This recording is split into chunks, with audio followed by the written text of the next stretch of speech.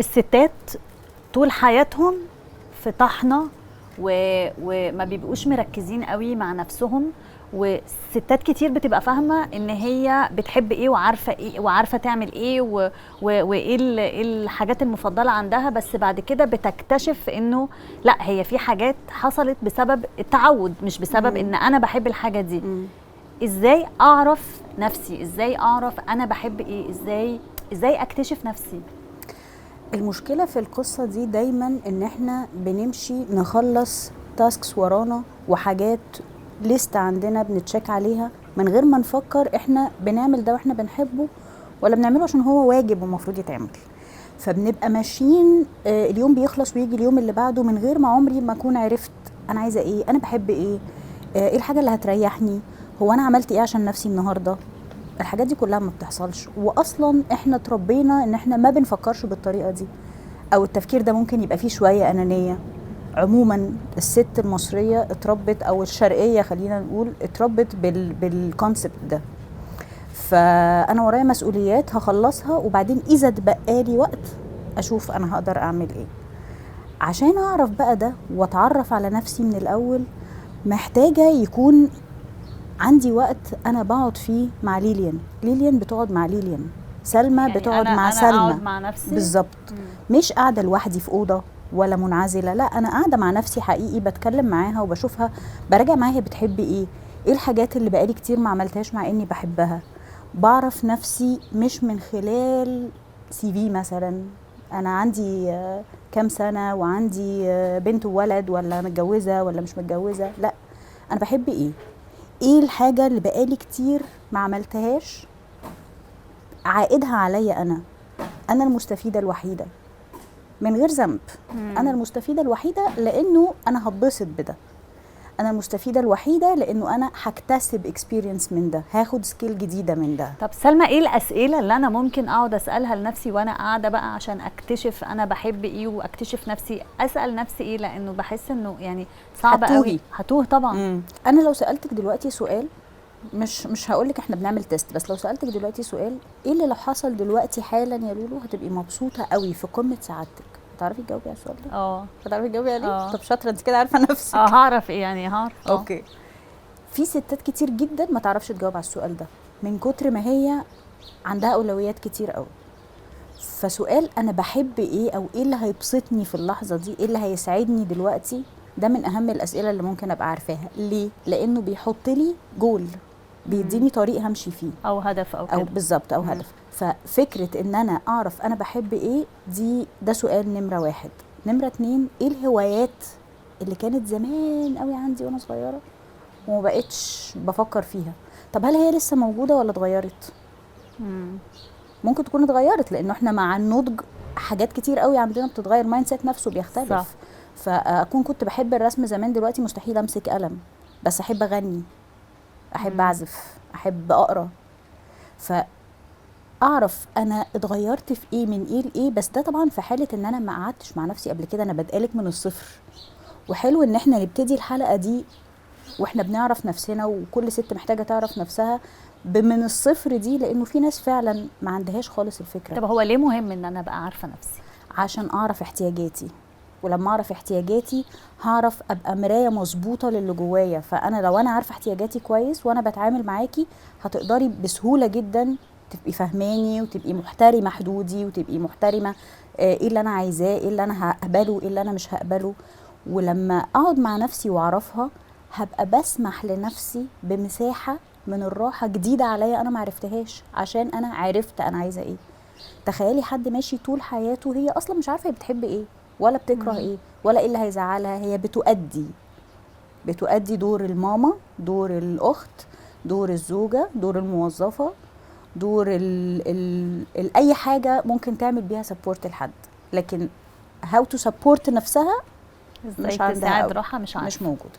في مجتمعنا بقت الست لازم تبقى على طول يعني محطوطه في فريم، اللي هي طحنه نفسها، شمعة تحترق من أجل الأسرة، ولو ما عملتش كل ده ممكن يبقى فيه لوم عليها.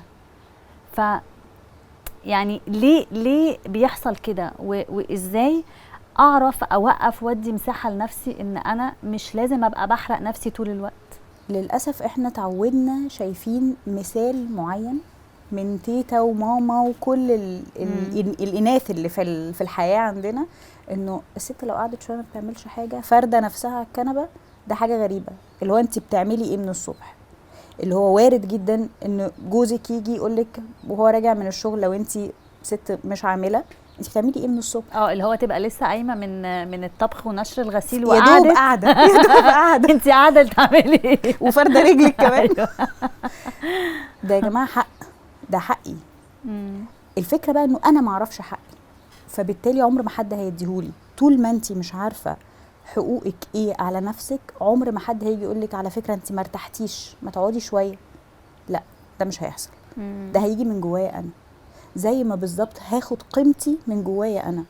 ما ينفعش اعتمد على انه الناس تقول لي دايما الله انت عملتي 1 2 3 تحفه. لا، انا عارفه اني عملتهم تحفه، وده ملوش اي علاقه بالثقه الزايده في النفس، ولا ليه اي علاقه بالغرور ولا بقى اطلاقا اطلاقا. الموضوع ما هو الا اني اعرف نفسي. بس في ستات كتير برضو يا سلمى في الحته دي بيحسوا ان هم فعلا قيمتهم جايه من ان هم يعني بيحققوا الانجازات اللي جوه البيت والعيله، وهو ده اللي مديهم القيمه بتاعتهم. عشان هي مش عارفه قيمتها، هي فعلا تايهه. يعني خليني اقولها تايهه مش ضايعه، زي ما كنا بنتكلم مره وبقول لك الستات ساعات بتبقى ضايعه. هو ده توهان. انا مش عارفه انا هعمل ايه. انا اي انجاز بحققه للاخر بحس انه انا سوبر، في حين ان انا عندي انتصارات وانجازات شخصيه نفسيه ليا انا، لو عملتها انا برضو هحس اني سوبر.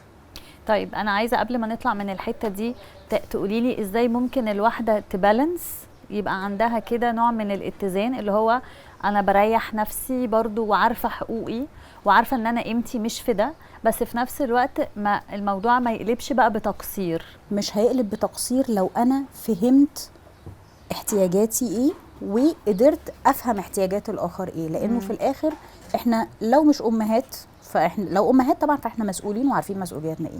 ولو مش امهات فاكيد عندنا حد، شخص ما في الحياه مسؤولين عنه. صح. اب ام عايشين معاهم، زوج لو ما عنديش اطفال، ايا كانت نوع المسؤوليه اللي عندي فهي محدده ومعروفه. وانا برضو احنا دلوقتي بنخاطب جزء او شريحه كبيره من الناس هم عندهم توازن نفسي وعندهم درجة من الوعي النفسي أو الصحة النفسية اللي تخليهم أنا مش هشوف نفسي بس، أنا هشوف كل الزوايا. أيوة. بس عشان أشوف كل الزوايا وافتح فكري ووعي للحتة دي ما ينفعش أبدأ غير بنفسي.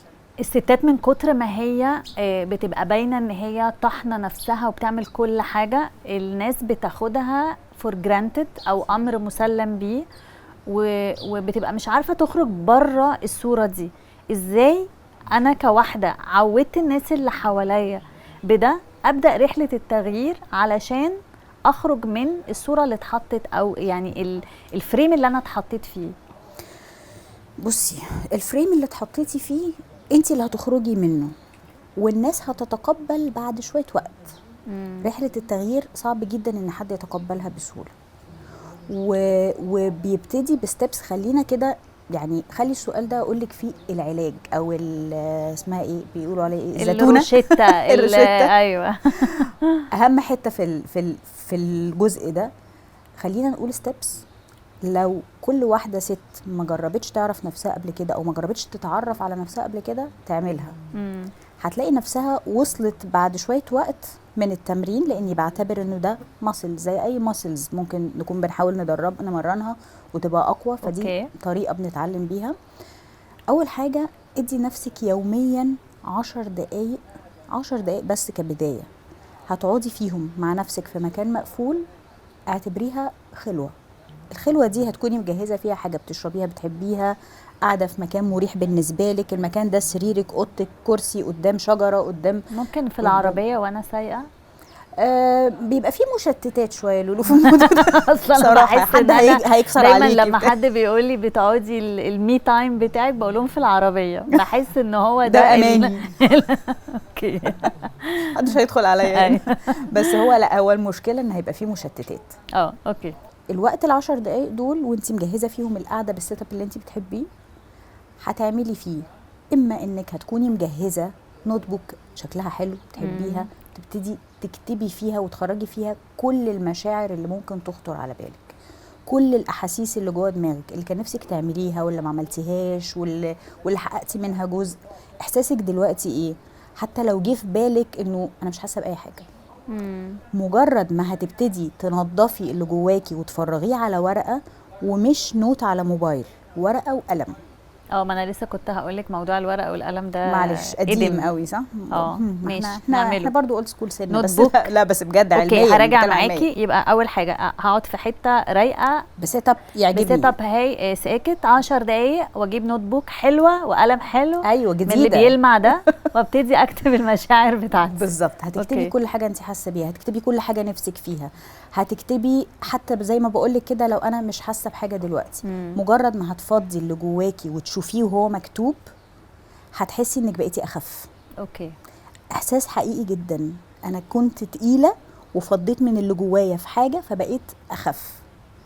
هتقرري انك تتعلمي، ده نمره 1. هتقرري نمره 2 انك تتعلمي حاجه جديده او تضيفي عاده صحيه على عاداتك اليوميه، بس مش هنبدا كله مره واحده. احنا هنعمل حاجه واحده. اوكي هنقول اختيارات منهم، اما ان انا انام بدري، اخلي بالي ان انا هشرب كميات ميه من النهارده لفيما بعد بشكل مظبوط، افكر ان انا هعمل لنفسي انتصار ذهني. يعني ايه بقى يعني انتصار ذهني؟ انتصار ذهني انتصار ذهني انتصار ذهني دي بحب اقولها دايما لما اكون عايزه اضيف لوعي الفكري حاجه جديده، ازود على نفسي حاجه احلى اتعلم منها. الحاجه دي ولتكن اني هقرا صفحه واحده من كتاب كل يوم. اوكي في ال10 دقايق بتوعي. ال10 دقايق بتوعي دول اهم فيهم مش كله، ايوه واحده من الحاجات. مع العلم انه قرار العاده الصحيه دي قرار ممكن يعني يبقى متغير. اوكي النهارده قررت ان انا هاخد بالي من الميه، الاسبوع اللي جاي قررت ان انا هقرا كتاب. هل ينفع تبقى عاده من العادات الجديده ان انا مثلا اقرر اعمل رياضه؟ ده ديفينتلي، ده اساسي. ده اساسي. انا ما هو ده اللي كنت جايلك فيه بقى. انه المجهود البدني من الحاجات اللي بتساعد جدا على التفريغ، وبتساعد جدا انك تجيلك افكار. يعني انت من ضمن ال10 دقايق دول احنا قلنا هنقعد في خلوه نعمل كذا وكذا وكذا، علشان ابقى بجدد على نفسي ممكن 10 دقايق دول اقرر فيهم ان انا هتمشى، بس مش هتمشى 10 دقايق عشان دول قليلين قوي. خلينا نقول ان هي اتليست هتبقى 20 دقيقه، ونبقى عاملين حسابنا فيها احنا رايحين في 10 راجعين في 10، عشان مش عايزه اروح في ال20 دقيقه. انا معلش بحاول اقول لك ان ديتيلز عشان ده حاجه دقه رهيبه في الموضوع. انا قصدي الدقه دي بس عشان ما نفقدش الغرض منها. انا ممكن امشي لحد ما افقد كل المجهود اللي عندي، ما انا انا اصلا مش متعوده على المشي، فانا بجرب عاده جديده، فانا بتست نفسي. هل انا لما اروح في 10 دقايق هعمل حسابي لرجوعي تاني لنفس النقطه في 10 دقايق؟ اوكي تمام. بحسب الوقت، بقرر ان انا هقفل موبايل، مش هخلي اي حاجه تشتتني، علشان انا عايزه هدف معين من المشي ده. اولا عايزه ابقى بذلت مجهود، ثانيا عايزه الفكره تدخل من ودني وتطلع من التانيه، تدخل من ودني هيجي سيول افكار. ما انت ماشيه ساكته، ما بتعمليش حاجه، ما بتكلميش حد، ما عندكيش مشتتات، مش بتبصي على الواتساب، مش بتردي على حد، فالوقت ده هتلاقي سيول من الافكار جايه على دماغك. سيبيها تجري، ما تقفيش عند أفكار فكره، حتى لو افكار سلبيه، افكار ايجابيه، قلق، توتر، كل حاجه. اهم حاجه سيبيها تجري. اوكي هتسيبيها ازاي؟ انت مش بايدك، هتفكري كده صح؟ ايا كان بقى اللي بيجي على انا مش هقف عند الفكره وامسك في واحده، انا هسيبها تعدي واخد اللي بعدها، تعدي واخد اللي بعدها.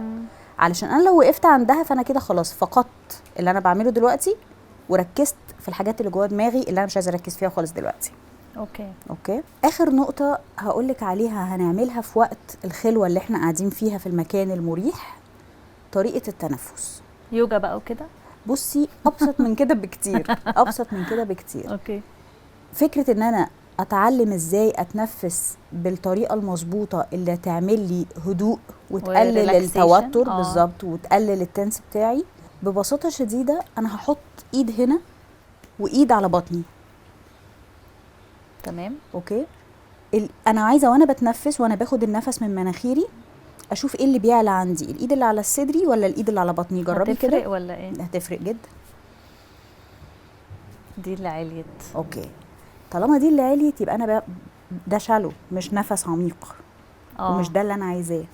انا عايزه اسمح خدي بالك من كلمه اسمح دي. اسمح لنفسي، انا سلمى بسمح للنفس يدخل لاخر نقطه في بطني. أوكي. انا اللي سمحت له. كده لا انا فبطني مش دخلت. تدخل، انا عايزاها تطلع، تتملي اوكي كده. اتملت، ده هيطلع معايا شويه بس ما يبقاش ده بس اللي بيطلع. اوكي. وهقدر اكتمه عدات معين، هقول لك العدات هتبقى قد ايه بالظبط، وبعدين هطلعه بهدوء من بقي. معلش، ايه لازمه التمرين ده؟ التمرين ده بيقلل التوتر تماما، بيعلمني ازاي اخد نفسي، علشان لو انا عندي نوبة غضب مثلا وهقوم اعمل حاجة دلوقتي غلط جدا، انا وانا غضبانة مش اوكي، هسيطر. فده معناه يا سلمى انه اي وقت اكون متعصبه وفي حاجه مضايقاني وحاسه ان انا أيوة. يعني خرجت بره الكنترول بتاعي، اسكت واهدى واعمل وأتنفس. تمرين النفس ده. بالظبط. مع تكرار الموضوع لوحدك انت مش هتبقي ما انا مش معقوله بقى وانا في موقف متنرفزه فيه هقعد احط ايدي ثانيه واحده يا جماعه مش هتيجي كده. بس انا مع تكراري للعاده دي هتعرفي تعمليها عادي جدا من غير ما لا تحطي ايدك ولا حد يعرف اصلا انت بتعملي ايه، انت بس سكتي دقيقتين. اوكي. وده حقك. وانت النفس ده هيهديني يعني تماما هيهديكي تماما. هتاخدي النفس من مناخيرك على 6 عدات. اعد. ماشي. اوكي. انا تقفلي بحفظ 4 وتخرجي 7. هتخرجي من بقك على 7 بهدوء شديد. الاعداد دي ممكن تزيد، ممكن تزيد، انتي وقدرتك. كل ده مع شرب ميه بشكل مظبوط هيغير حياتك. تحفه. حاجات على فكره بسيطه قوي. لا يعني بس احنا ما بنبقاش متخيلين ولا مصدقين. يعني اوقات كتيره قوي يبقى عندي كلاينت واقول لها في السيشن انا محتاجاكي تعملي 1 2 3. على فكره انا اللي بقوله لك ده اللي بقوله في السيشنز. محتاجاكي تعملي 1 2 3. هو يعني تحسي انه هو ده اللي هيجيب يعني ممكن الناس فعلا تحس هو ده اللي انه الموضوع يعني سوري ايه مش بالسهوله دي. ايوه مش بالسهوله دي لكن يعني يطلع نتيجته اصلا ما تتخيليهاش. مع الاستمراريه. مع الاستمراريه احنا بنكتسب هابتس، بنعمل لايف ستايل جديده. فطول ما هي مستمره، انا مش نفس بالظبط فكره لا يا جماعه انا مش عامله دايت عشان عايزه اخس 2 كيلو دلوقتي، انا غيرت اللايف ستايل بتاعي في الاكل. فانا بغير اللايف ستايل بتاعي عشان ابني صحه نفسيه متوازنه لحياتي. في ناس كتيره يا سلمى ممكن تحس انه اللي احنا بنقوله ده حاجه رفاهيه، وانه مش مهم، وانه انا تمام، انا حياتي زي الفل وعايشه ومش متضايقه. ليه لازم نعمل ده؟ عشان نعيش بشكل متوازن. الصحه النفسيه للست ولاي بني ادم على وش الارض عمرها ما كانت رفاهيه. والتغيير ما بنقدرش نقول انه هيمشي على وتيره واحده. يعني انا لما اخد النهارده قرار ان انا هتغير، انا وارد جدا ان انا امشي في لاين وكيرفي يعلى كمان ومره واحده يحصل لي دروب. لو حصل لي دروب فانا وقعت وقررت انه انا خلاص جربت اغير وما عرفتش، ده مش حقيقي. ده السيكونس الطبيعي بتاع التغيير. مفيش تغيير بيمشي على مسطره ونفضل طالعين في الطالع طول الوقت او ماشيين على نفس الوتيره طول الوقت. النزول ده شيء طبيعي وظاهره صحيه، معناها ان احنا ناس عاديين جدا بيجي علينا اوقات بنبقى داون وبنقع، سبيشالي ان احنا ستات، فبيبقى عندنا اوقات كتيره جدا من حياتنا الطبيعيه، ضغط PMS، اي حاجه ممكن نتعرض لها تخلينا داون الفتره دي. الفكره انه انا ما سيبش نفسي في الزحلقه بلا نهايه.